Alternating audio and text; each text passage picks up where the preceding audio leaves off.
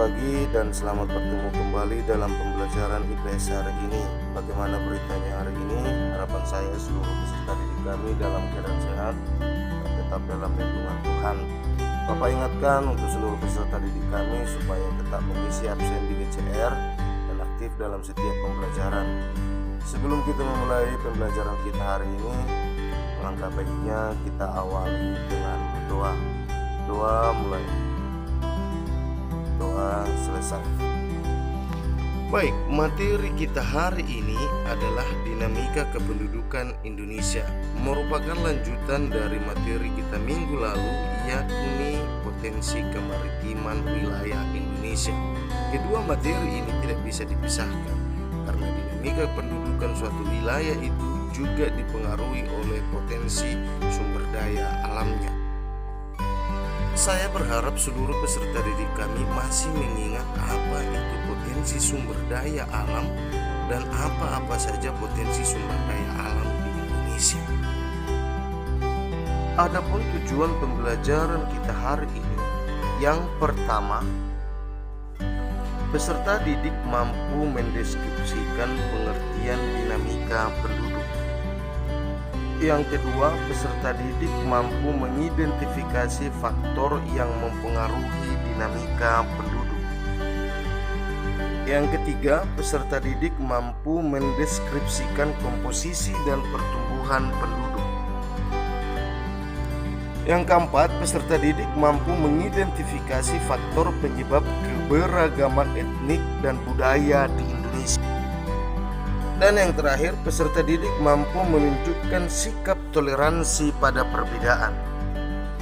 Nah, itu dia tujuan pembelajaran yang akan kita capai. Maka harapan saya seluruhnya bisa berperan aktif dalam pembelajaran ini. Hal yang pertama yang akan kita pahami adalah definisi dinamika penduduk. Dinamika penduduk adalah perubahan jumlah penduduk pada suatu wilayah. Berdasarkan data World Population Data Set WPDS tahun 2015, jumlah penduduk Indonesia mencapai 256 juta jiwa. Dinamika penduduk suatu negara dipengaruhi oleh beberapa hal. Yang pertama, kelahiran atau natalitas, kematian atau mortalitas, dan yang ketiga adalah perpindahan penduduk atau migrasi.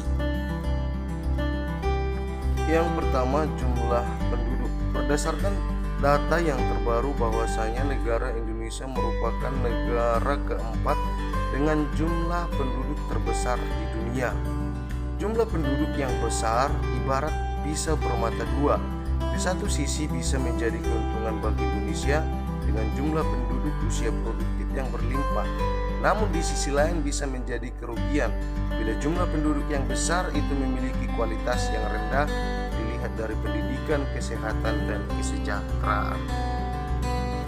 Yang kedua adalah persebaran penduduk. Persebaran penduduk adalah penyebaran penduduk di suatu wilayah atau suatu negara. Persebaran penduduk di suatu negara biasanya dipengaruhi oleh perbedaan sumber daya alam. Apakah daerah itu subur atau kaya dengan sumber daya alam atau tidak? Daerah dengan kekayaan sumber daya alam yang melimpah biasanya akan lebih padat daripada daerah yang tidak. Demikian juga dengan infrastruktur. Apakah daerah itu infrastruktur kehidupannya lengkap atau tidak? Biasanya daerah dengan infrastruktur yang lengkap akan lebih padat daripada daerah yang tidak lengkap. Misalnya Pulau Jawa. Pulau Jawa dengan infrastruktur kehidupan yang cukup lengkap mengakibatkan jumlah penduduk masyarakat Indonesia itu banyak di Pulau Jawa daripada di Pulau Irian Jaya atau Pulau Papua yang infrastrukturnya itu masih dalam tahap pembangunan. Yang ketiga adalah komposisi penduduk. Komposisi penduduk adalah pelompokan penduduk berdasarkan usia, jenis kelamin, mata pencarian, agama, bahasa, pendidikan, dan lain-lain. Dalam materi ini kita akan hanya membahas dua komposisi, yakni berdasarkan usia dan berdasarkan jenis kelamin. Yang pertama, komposisi penduduk berdasarkan usia.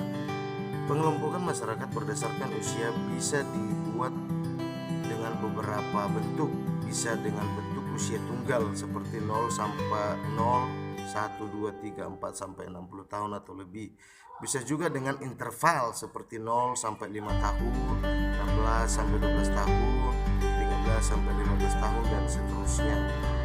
Namun pada umumnya dilakukan berdasarkan usia produktif dan usia non produktifnya.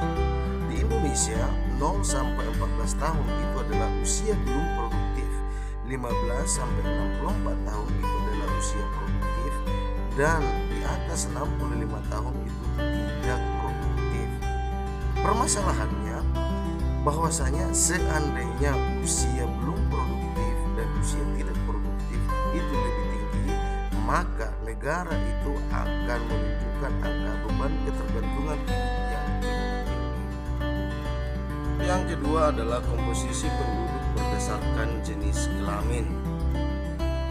Komposisi penduduk berdasarkan jenis kelamin juga penting untuk diketahui karena dapat digunakan dalam menghitung angka perbandingan jenis kelamin atau sex ratio. Perbandingan tersebut dapat digunakan untuk gerakan bentuk pemberdayaan penduduk sebagai sumber daya manusia sesuai dengan karakteristiknya.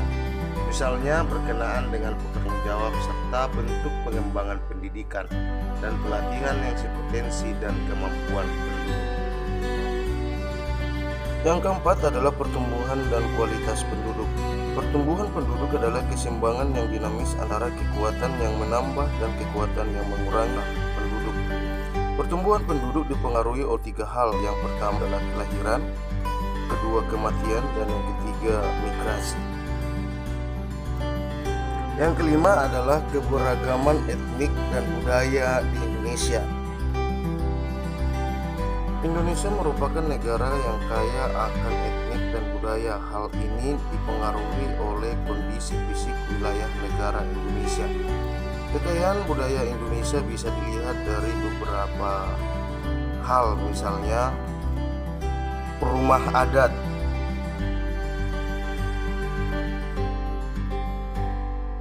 pakaian adat,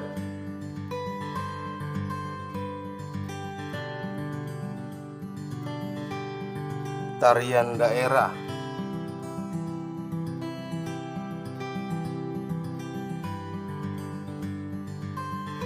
dan yang terakhir adalah lagu daerah.